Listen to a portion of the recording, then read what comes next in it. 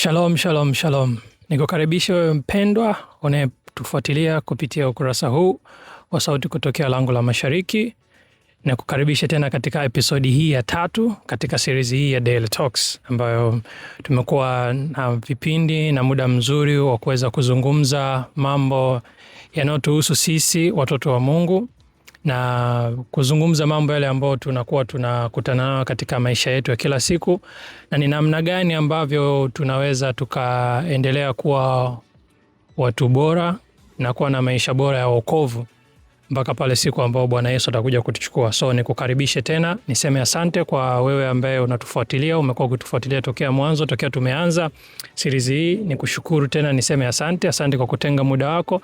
Asante kwa kutufuatilia. Na wewe ambaye unajiunga kwa mara yako ya kwanza, ndio umekutana na video hii au moja kati ya video zetu, nikushukuru tena, niseme asante. Nikusii na kukusisitiza, don't forget to subscribe na uweke notification yako on, ili pale tutakapokuwa tuna upload maudhui na series na episode nyingine uweze kuona na uweze kuwa mtu wa kwanza kusikia na kuona na kutazama, ili uwe part katika familia hii kubwa. Kwa hiyo nikushukuru, nasema tena asante. Ni kitu gani tunachohitaji na ni kitu gani tunachotaka? Maana najua hivyo ni vitu vili tofauti. Watu wengi huaga saa nyingine tunachanganya kati ya tunachohitaji na tunachotaka.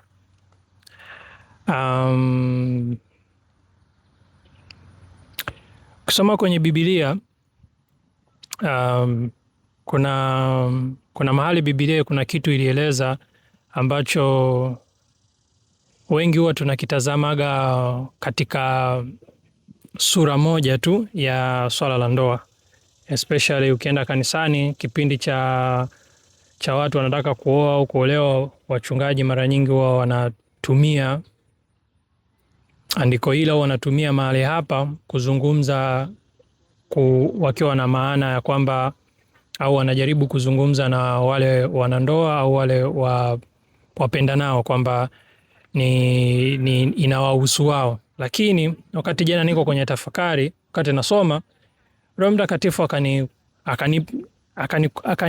akanipa ile andiko na akanipa ujumbe ambao tutazungumza siku ya leo, maana ni kitu ambacho hata mimi sikukiona kivile ambavyo Roho Mtakatifu alikuwa anajaribu kutaka kuniambia. Sasa tutaenda kusoma katika kitabu cha Mwanzo. Kifungua kitabu cha Mwanzo sura ya 2 mstari wa 18 mpaka mstari wa 20. Hapo ndio ujumbe wetu mkuu, au tutatumia andiko hilo katika mazungumzo haya katika episodi hii ya 3. Sasa Biblia inasema hivi: Bwana Mungu akasema, si vyema huyo mtu awe peke yake, nitamfanyia msaidizi wa kufanana naye. Key point hapo, Bwana Mungu akasema si vyema mtu huyu awe peke yake, nitamfanyia msaidizi. Mstari wa 19 anaendelea, anasema Mungu, Bwana Mungu akamfanyizia kutoka katika ardhi kila mnyama wa msituni na kila ndege wa angani, akamletea Adam ili aone atawahitaji. Kila kiumbe hai jina aliloliita Adam likawa ndio jina lake.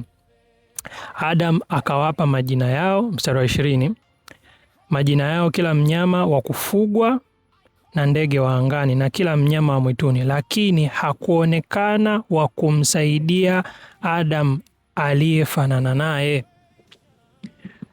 Key point ya ujumbe huu, au naweza nikasema ujumbe huu, yani lengo kuu la ujumbe huu ni kwamba Adamu alikuwa ajue anahitaji nini.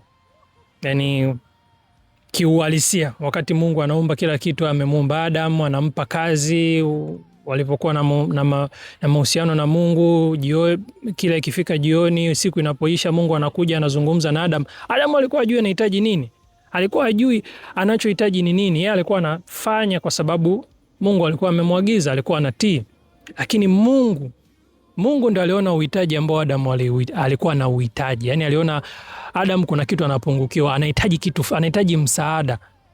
Ndio maana unaona kwenye mstari wa 18 unasema, Mungu akasema si vyema mtu huyu awe peke yake, nitamfanyia msaidizi wa kufanana naye. Sio Adamu alisema Mungu namtaka mtu wa kufanana naye. No, Adamu alikuwa ajua na mahitaji. Mungu ndo aliona kwamba Adamu ana uhitaji wa kuwa na msaidizi. Kwa hiyo najua andiko hili mara nyingi huaga kwenye mafundisho ya ndoa, watazungumza kusema kwamba bwana kijana unaoa, Mungu aliona sio vyema, unahitaji msaidizi.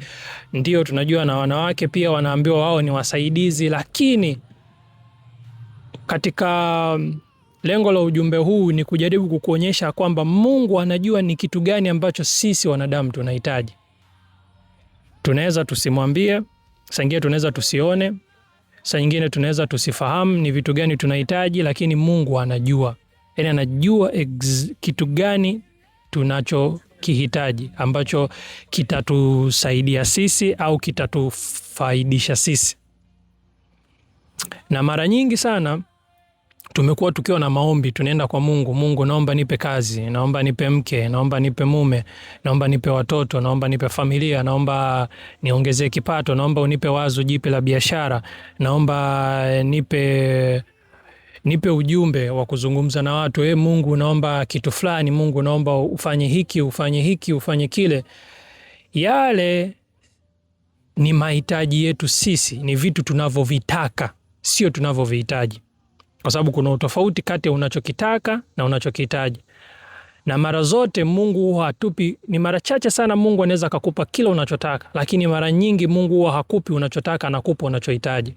Nakupa mfano.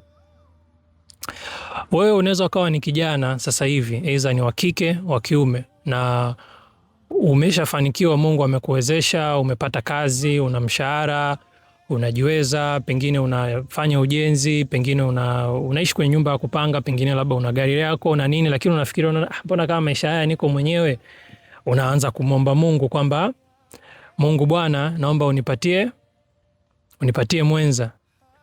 Lakini kumbe Mungu anaona hapana, mwenza au kupata mke au mume sicho ambacho unahitaji kwa sasa, au sicho ambacho unachokitaka kwa sasa. Ambacho unachotakiwa kukitafuta kwa sasa pengine ni kujenga mahusiano yangu mimi na wewe kuwa mazuri. Alafu katika hayo mahusiano, katika yale mahusiano tunapokuwa mimi na wewe, ndipo utakapomuona mke wako yupi ni sahihi au mwenzi wako sahihi ni yupi. Au saa nyingine, mfano mwingine inaweza kawa mtu uko huna kazi, huna ndoa, huna mtoto, uko wewe tu. Alafu unamwomba Mungu, Mungu naomba nisaidie nipate kazi. Mungu naomba nisaidie niweze kutoka kwenye hali hii ya maisha. Mungu anasema hapana. Sikupi kwanza kazi. Nataka nikupe familia kwanza, alafu kazi itafuata baada ya kukupa familia. Na unaanza kujiuliza, sasa kama Mungu anataka kunipa familia, nitawezaje kuoa au nitawezaje? Sasa kwa wanaume labda unaweza kusema nitawezaje kuoa mimi kijana na sina fedha mahari, sina nyumba, sina kipato, sina chochote. Ndo pale sasa Mungu kwa sababu ni jambo lake ambalo anataka akupe, ndo mahitaji yako, atahakikisha unaweza ukajikuta unaoa pasipo kuwa, yani huna hela, huna chochote, lakini unajikuta unaoa. Na haujui, hata ukimuuliza mtu imekuaje mpaka umeoa na ulikuwa huna kazi, huna majibu. Hapo ndo unaanza kuona kazi ya neema inafanyaje kazi sasa. Hapo ndo unaanza kuona mkono wa Mungu unafanyaje kazi. Hapo ndo unaanza kuona kumbe Mungu alikuwa anakupa unachokitaji, na unashangaa tu as soon as umemaliza kuoa, wiki ya kwanza, ya pili au mwezi wa kwanza baada ya ndoa, mlango wa kazi unafunguka. Unaanza kusema ningelijua pengine ningeoa kwanza kabla ya kupata kazi. Kumbe Mungu alikuwa anajua pengine sio kazi uliyokuwa unahitaji kwa muda ule au kwa kipindi kile. Ulichokuwa unahitaji ni kuoa kwanza, kuwa na familia kwanza, alafu ndo kazi ifuate. Mwingine unaweza ukawa umeshaoa, una mke lakini una watoto. Unamwomba Mungu, Mungu naomba nisaidie nipate mtoto, nipate watoto. Mungu anakuambia hapana, kitu ambacho unachokihitaji kwa sasa sio watoto. Kitu ambacho unachokihitaji kwa sasa, pengine nikikupa gari nitakupa na watoto. Kwa sababu gani? Ili watoto wakija wakae sehemu nzuri, kwa sababu Mungu wetu anatupenda bwana. Yaani hilo tusikatae. Hata kusikiza kwenye episode iliyopita ya pili nilikuwa naongelea mambo ya upendo. Mungu wetu anatupenda sana. Kwa hiyo vitu vingine Mungu anafanya kwa ajili ya sisi, ya manufaa yetu. Ndio pale tunasema Mungu anajua yale tunayohitaji, sio yale tunayotaka. Kwa hiyo unaweza ukashangaa umemwomba Mungu watoto, Mungu anaishia kukupa gari kwanza, alafu watoto wanafuata baadaye. Kwa watoto wakizaliwa wanakuwa na usafiri ambao unakuwa ni ulinzi kwao njiani huko, wakitembea, wanakopita, wanakoenda. Kwa hiyo mara zote Mungu amekuwa anajua yale mahitaji yetu. Au mtu mwingine unaweza ukawa saizi pengine unamuomba Mungu usiku na mchana, unasema Mungu, naomba nisaidie, nataka kuanzisha huduma, nataka kufanya hivi na hivi. Yani ukiona wenzako wengine wanafanya, ukiona vijana wenzako wengine ambao wako kwenye kazi wanafanya huduma, unamwambia na Mungu, na mimi nataka, na mimi natamani kufanya, kukutumikia. Lakini kumbe Mungu anasema hapana, kabla sijakupa mlango au kabla sijakutumia kama chombo, nataka mimi na wewe kwanza tujuane, nataka nikufundishe.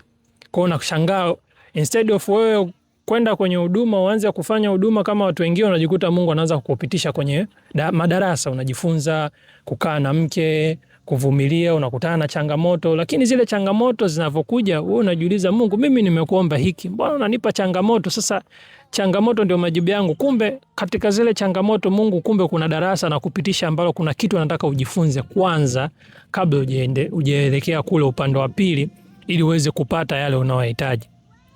Kwa hiyo mara nyingi sana Mungu anajua tunayohitaji, na sisi mara nyingi huwa tunaenda kwa Mungu na maombi yetu kumwambia vile tunavyotaka. Sasa nyingine unaweza ukashangaa mtu, let's say una hela random, labda let's say tuashumu kuanzia milioni 2, 3, 4, 5. Unaona na hela hapa imekaa ina kazi, nifanye nini? Ngoja nikanunue simu. Unataka kununua simu, lakini hicho ni kitu ambacho unachokitaka kwa muda huo, bali sio kile unachokihitaji. Kwa hiyo unakuta pengine unaenda kununua simu ambayo sio jambo unalolihitaji, alafu unashangaa baada ya kununua simu Mungu ndo anakuletea wazo kwamba bwana, kuna mahali fulani kuna kiwanja kinauzwa gharama hii na hii. Kwa nini usinunue kile kiwanja hivi na hivi, au pengine ukitoe kile kiwanja kama sadaka kwa kanisa lijengwe. Unaanza kujiuliza, mbona nimenunua simu? Kwa hiyo unakuja kujikuta huko kwenye kama dilema, uelewi ni nini ambacho unatakiwa kufanya. Ndo hapo unamhitaji Roho Mtakatifu ndani yako akusaidie, kukufundisha, kujua mapenzi ya Mungu katika maisha yako ni yapi, ni kitu gani ambacho unahitaji, sio unachotaka. Kwa sababu ni lazima tujifunze kumwomba Mungu ayafunue mapenzi yake kwetu, ili tupate kujua vile vitu tunavyovihitaji ambavyo Mungu anasema hivi ndivyo, hili ndilo fungu lako. Hii tunasema hii ndo zawadi ambayo nimeiandaa kwa ajili yako. Kwa sababu tunaona hata kusoma kwenye Biblia, nadhani kwenye Agano Jipya kuna mahali inasema jicho halijapata kuona wala sikio halijapata kusikia yale Mungu aliowaandalia watu wake awapendao. Kwa kama Mungu kuna vitu ametuandalia sisi anaotupenda, ni vitu vyema, na tunajua Mungu wetu kama anavyotupenda ni Mungu mwema, so kuna vitu ametuandalia ambavyo ni vyema. Kwa hiyo ina maana kama ni vitu ametuandalia vyema, basi sisi tunatakiwa kunyenyekea, kuwa watii, kumsikiliza Roho Mtakatifu atuelekeze ni namna gani ya kumuomba Mungu ili atupe yale yaliyo mahitaji yetu, sio yale tunayotaka. Maana tukiwa naenda tunayotaka, unajua vile vitu tunavyovitaka mara nyingi huwa haviuridhiki. Ukitaka nyumba ya vyumba viwili, kesho utaomba upate nyumba ya vyumba vitano, utataka nyumba ya vyumba vitano. Kwa sababu gani? Vile vitu unavyotaka mara nyingi vinakuwa ni kwa ajili ya kutimiza tamaa yako na sio kutimiza makusudio ya Mungu. Na mahali palipo na tamaa ni mlango wa dhambi, na tunajua Biblia inatuambia lazima tuache tamaa. Kwa sababu unapoanza kuwa na mahitaji yako ya kitu unachotaka, ni ile tunasema ni kile kitu unachotamani. Kwa hiyo unaweza ukapita nje ukamwona mtu au labda rafiki yako, tuseme yeye kanunua Land Rover au kanunua let's say Land Cruiser V8, wewe unatumia Toyota IST. Kwa sababu ulimwomba Mungu ulichokuwa unataka ni IST, akakupa IST. Kwa sababu ulikuwa unamng'ang'aniza nataka IST, akakupa IST. Lakini umeona rafiki yako kanunua V8 na wewe unasema kwa nini anunue V8? Na mimi nataka niuze IST nikanunue let's say Range Rover. Gari ya luxury almost karibia bilioni 1 kasoro. Unataka na mimi nikanunue ile. Sasa pale yale mahitaji yako yalichokuwa unakitaka yamegeuka kuwa tamaa, na tamaa tayari ni mlango wa dhambi. Itakupelekea sasa, kwa sababu unataka kushindana, ndo pale mlango wa tamaa ukishakuwa umeufungulia ndo atakuja mashindano. Utaanza kushindana na huyu, utaanza kushindana na yule. Mungu alikubariki na hiki ambacho kilikuwa kinakufaa, lakini utaona mimi hiki hakinifai, nataka kikubwa zaidi. Tunaona hivyo, hiyo iko hata kwenye huduma. Unatamani, unasema nataka kuwa mhubiri mkubwa. Umemwona mwenzako mhubiri mdogo kaja tu juzi kashika kapamba moto anajulikana, na wewe unasema huyu amekuja juzi kwa nini amenipita? Tayari unaanza kuwa na tamaa, na wewe unatamani kitu kikubwa. Mwisho wa siku unajikuta mnaanza sasa kuingia katika vita, unaanza kugombana na mtu. Kwa sababu gani?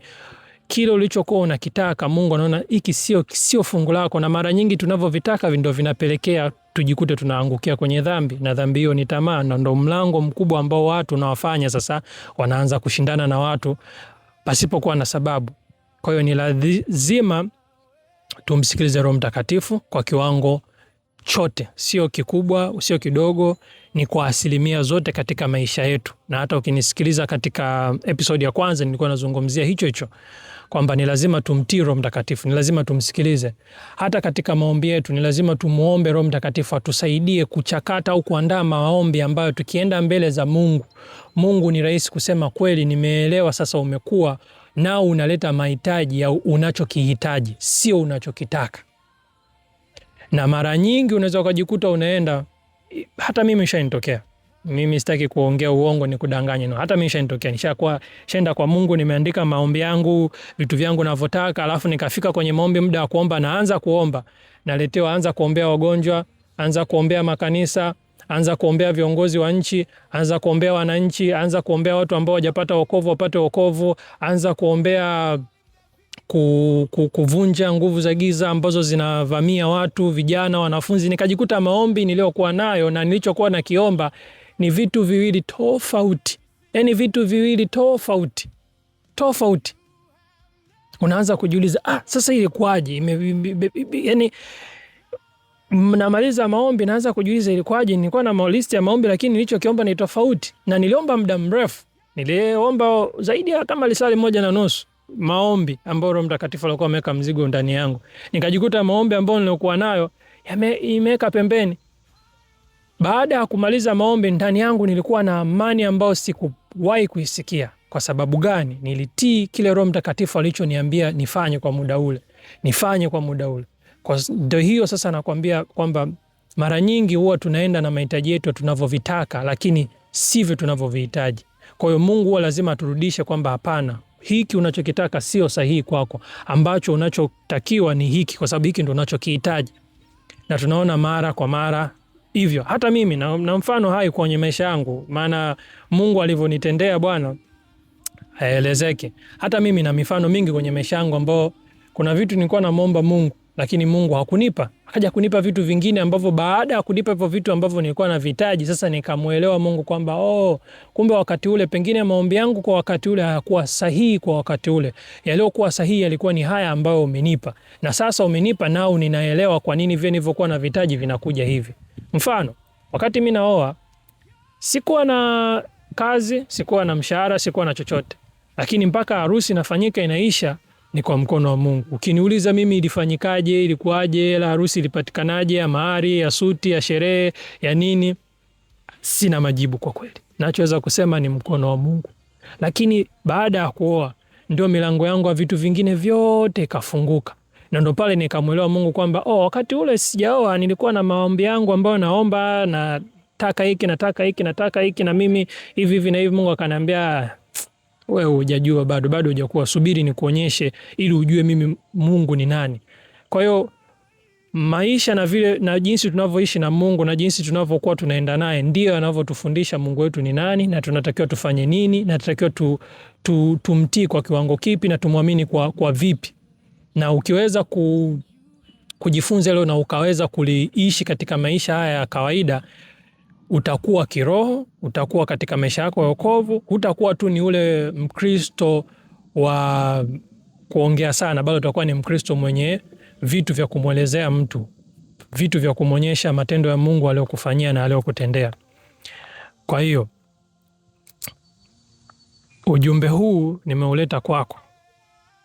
Najua na wewe pengine una vitu vyako ambavyo umekuwa ukimlilia Mungu kwa kiwango kikubwa sana. Umekuwa ukimwomba Mungu, pengine ni kazi, pengine ni mtoto, pengine ni mume, pengine ni mke, pengine ni uponyaji unasubiria huko hospitalini, lakini maombi yako moyoni mwako unamwomba Mungu akusaidie uweze kuwa mzima. Jambo la kujiuliza baada ya hayo maombi yako ya vitu unavyohitaji, jiulize, je, katika haya ninayohitaji mapenzi ya Mungu yako wapi? Katika haya ninayohitaji, je, Mungu yuko wapi? Hata kwenye episode iliyopita nilikuwa naongelea kwamba katika yote mwisho wa siku Mungu lazima apate kutukuzwa, lazima yeye jina lake lipate kujulikana. Kwa hata katika mahitaji yetu lazima tuangalie hapa kwenye vitu tunavyovitaka Mungu anafaidika vipi, au Mungu hapa anaonekanaje. Ukiwa unataka ndoa unajiuliza, je, hii ndoa Mungu katika hii ndoa ataonekana vipi? Je, hii ndoa mimi na nyumba yangu tutamtukuza Mungu, tutamsifu Mungu, tutamwabudu Mungu mpaka siku anarudi? Au ndo Mungu akishakupa familia, akikupa ndoa unatokomea, uonekani kwake, uonekani kwa kanisa? Yani tumemgeuza Mungu sasa kama unajua kama vile ATM. Unajua ukienda ATM unaingiza kadi cha password, unachomoa mpunga, unaondoka.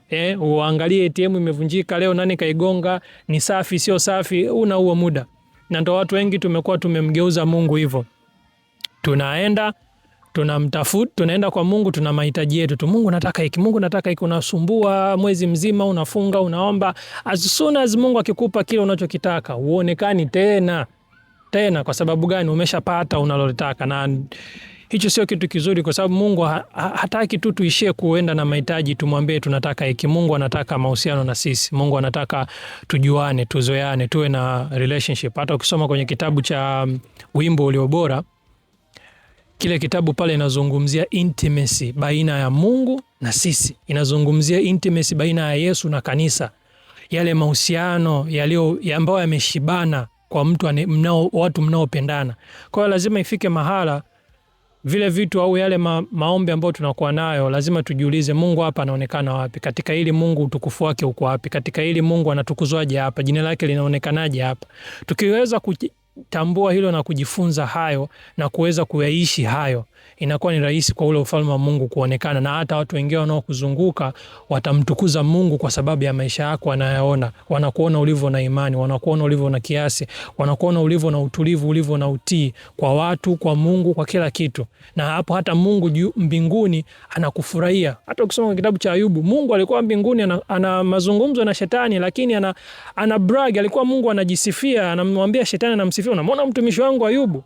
Yaani Mungu alikuwa ana amani, ana furaha na Ayubu. Ndio maana alikuwa anamsifia kwa shetani kwamba unamwona mtumishi wangu Ayubu, unamwona anavyoenenda, anavyofanya vitu. Kwa hiyo lazima na wewe ufike mahala uishi maisha ambayo hata Mungu mbinguni anakuwa anakufurahia. Yaani Mungu hata awe tayari wakati watumishi wa Mungu wengine wanaomba, anamwambia ukienda sehemu fulani kuna mtumishi wangu wa Mungu Bwana yuko mahali fulani, ukimuona kila kitu kitakuwa sawa. Kwa hiyo ni katika kukumbushana, ni katika kuambiana ya kwamba ni lazima tumsikilize Roho Mtakatifu kwa kiwango cha hali ya juu. Tumwalike Roho Mtakatifu katika maombi yetu ya mahitaji yetu, atusaidie kuchakata au kutengeneza maombi ambayo tukipeleka mbele za Mungu, Mungu ataona ni kweli haya ndio mahitaji yako, hiki ndio kitu unachokihitaji, sicho unachokitaka. Na ni lazima tujifunze kuona ni vitu gani tunavyovihitaji na sio tunavyovitaka. Hata kwenye maisha tu ya kawaida, unaweza ukawa unahitaji kitu lakini sicho unachokihitaji kwa muda huo. Unaweza ukawa unataka kununua gari muda huu, lakini sicho ambacho unachokihitaji. Pengine hela ya kununua gari utakiwa uifanyie kitu kingine, au pengine utakiwa utoe sadaka. Kuna makanisa yanajengwa, kuna wagonjwa kwa hospitalini, kuna vitu vingi vya kufanya. Alafu unakuta baada ya kufanya hicho kitu, Mungu naye anasema sasa, kwa sababu umeenda kufanya kazi ambayo nilikuwa nasubiri mtu wa kufanya, Mungu anasema kwa sababu umefanya hili, sasa lile hitaji lako ulikuwa unataka hili hapa. Na hata hivyo tunasikia hata wachungaji wengi wanatoaga ushuhuda, nilikuwa na kitu fulani lakini nikafanya kazi ya Mungu, Mungu baadaye akaja akanirudishia kama zawadi, akanipa. Nilikuwa nataka hiki lakini ile hela nilokuwa nao nikabidi nipeleke sehemu fulani. Baadaye nashangaa mtu ananipigia simu ananiambia, bwana njoo mahali fulani kuna 1 2 3, anampa kile ambacho alikuwa anamuomba Mungu siku na mchana. Kwa hiyo nikushukuru tena, niseme asante kwa kunisikiliza kutokea mwanzo mpaka sasa. Cha muhimu cha kutokusahau ni kwamba Mungu anajua tunachokihitaji katika haya maisha yetu yote. Anajua ni kitu gani ambacho tunahitaji, na yatupasa tuendelee kumsikiliza, tuendelee kumtii, tuendelee kumuelewa Mungu ili tuishi sawa sawa na mapenzi yake. Kwa hiyo nikushukuru tena wewe mpenzi mtazamaji, asante kwa kuwa pamoja na sisi tokea mwanzo wa episodi hii ya 3 katika series hii ya Daily Talk. Nikushukuru tena kwa wewe ambao kaa na sisi toka mwanzo mpaka mwisho, na wewe unaendelea kutuangalia. Nikukaribishe pia kwa wewe ndo mara yako ya kwanza umekutana na ujumbe huu au na video hii, nikwambie karibu katika familia. Subscribe katika channel hii ili uweze, tutakapokuwa tukiweka episode mpya uweze kuona, ili uweze kujifunza na wewe uweze kuelewa haya maisha ya wokovu ni namna gani tunavyoweza tukaishi sawa na mapenzi ya Mungu. Na kama una lolote usisite kutuandikia katika comment. Ni mimi mtumishi mwenzako Neophytos Emmanuel. Nikushukuru tena, niseme ninakupenda. Shalom.